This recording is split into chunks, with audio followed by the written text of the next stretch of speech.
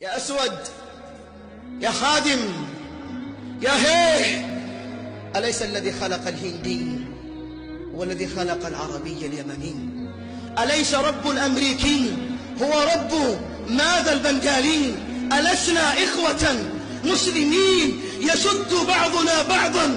قال عليه الصلاة والسلام: يا أيها الناس، ألا إن ربكم واحد وإن أباكم واحد، ألا لا فرق لعربي على أعجمي، ولا لعجمي على عربي، ولا لأحمر على أسود، ولا لأسود على أحمر، إلا بالتقوى. أبلغت؟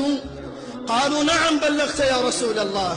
قال: يا معشر قريش، اسمع، قال: يا معشر قريش، إن الله قد أذهب عنكم نخوة الجاهلية وتعظيمها بالآباء. الناس من آدم وآدم من تراب.